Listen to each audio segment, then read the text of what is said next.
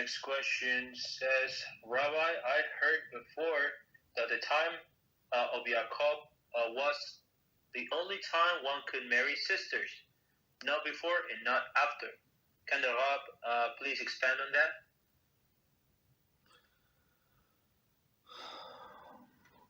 that? The only time to marry sisters. So the question is how Yaakov, or why Yaakov was married to sisters. That's the bottom. That's the first question, I would say, right? So first of all, he did not intend to marry sisters. He intended to marry Rachel, right? Or only one girl, and then he was strict. We know the story by Lavan, so he ended up marrying two sisters. But according to a Torah, so you're not allowed to marry two sisters. It's one of the arguments, like when sages discuss when the Judaism started from Yaakov. Like it says that our patriarchs, right, Abraham, Isaac, and Yaakov, they kept the whole Torah. Right? It's a famous statement. So it says about Yaakov. So how can you say that he kept the whole Torah if it is forbidden to marry two sisters, like while both of them alive? So you're allowed to marry this sister, a girl, and then she passes, for example, right? So she passes, and you're allowed to marry her sister. There is no problem. But if you divorce somebody, so you're not allowed to marry her sister. Absolutely, that's forbidden. Right, and needless to say, to marry two sisters at the same time, it's forbidden according to the Torah. But it says the explanations were, first of all, it was before giving of the Torah. So all of this, whatever they did was voluntarily, but it was not obligated. And even today, when we do a circumcision, of course we do circumcision to go into Bris as Abraham, right, today, but we don't do because Abraham did circumcision. No, we do the circumcision because it's one of the 613 commandments that Moshe Rabbeinu brought from Mount Sinai, not because Abraham did. Of course, there is a connection that because Abraham did, that's union between us and Hashem, but we do it because of the because Hashem said so. So that's the connection to Yaakov, right? So Yaakov did it before the Torah was given. Was he obligated to keep Torah? Absolutely not, right? And plus, another explanation, it was allowed before the Torah was given and outside of land of Israel.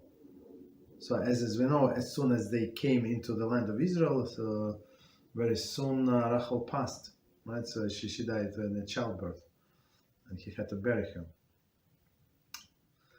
And in the Machpelah, in this covenant, so he's buried with Leah only. Rachel is by the road. It's amazing sight if you ever go. So as I said, don't go by yourself. Get yourself tour guide. Usually it's this bulletproof bus, right? And then go. It's beautiful. Stay there. I mean, stay there as much as you want. So of course, local take buses.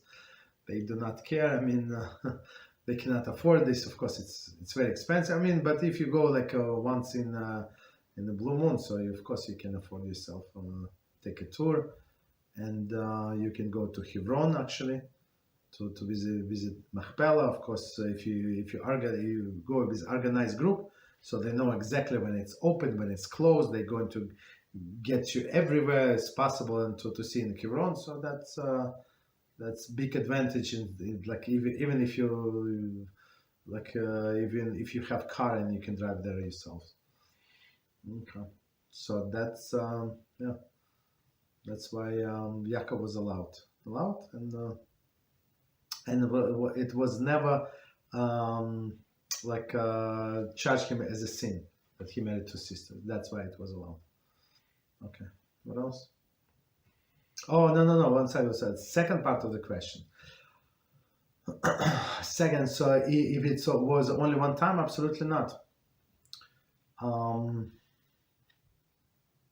when we were going down to Egypt with Yaakov, so the question was, well, when we were counting 70 souls, right? So 70 souls when down with Yaakov.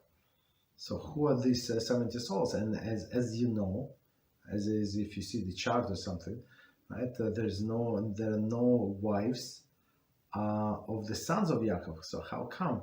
Right? Very very interesting. And there are two explanations. Who were the wives of the sons of Yaakov?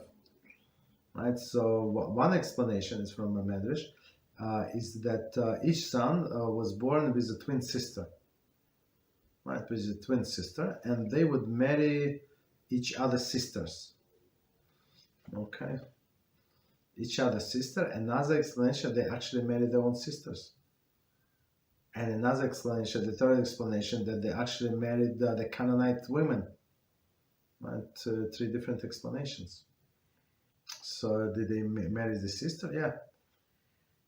And even if you go by the second version, they marry half sisters. Half sisters meaning anyway they have common father. So according to Jewish law, it's not allowed to marry such a person has two children from first marriage, from second marriage, right? So one boy and one girl, they're not allowed to get married, even though they never saw each other before. Okay, what else?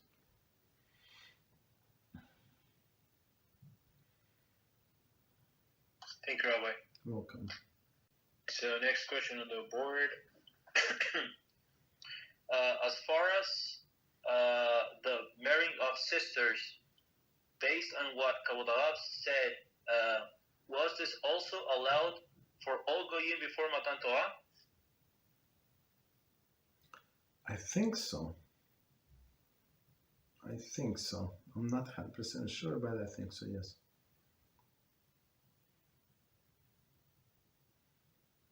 No, one second. Step back. Last part presents an issue. This giving of the Torah did not affect non-Jews. The laws of non-Jews were finalized at the time of the Noah.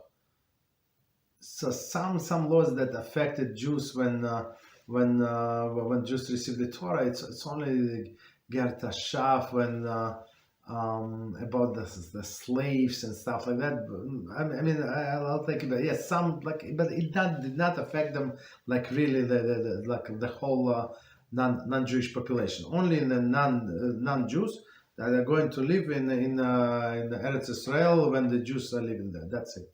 But otherwise, the laws stay the same. So it's very important to know. Apologize, I missed it. Could you repeat this question again? I apologize. Yes. As far as the marrying of sisters. Okay, sister. Okay. Based on what Kabbalah said, was this also allowed for all goyim before the giving of the Torah? Okay, so yeah, I thought that we missed it. No, we answered the question. Yes. So I think yes, but they have the laws of forbidden relationships are much relaxed for non-Jews. For Jews are now more strict. There are more restrictions who they're not allowed to marry. Much more restriction, a lot, two or three times more, I would say. So one of the examples is sister. When one sister passes, when the person divorced one sister, I think for no halachic you can marry another sister. Maybe it would not be proper, should not do it, but forbidden, absolutely not. I don't think so. And I think for a Nochite it is allowed to marry I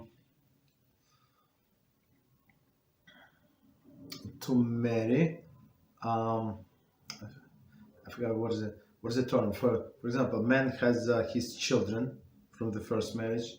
A wife has her children from different marriage. They got together, like they moving together. So according to Jewish law, these children cannot marry. But according to non-Jewish law, they can marry. There is no relation. There is no blood whatsoever, right? Mixture. Totally strange people.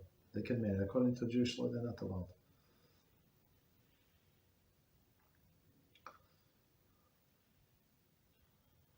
Okay, what else?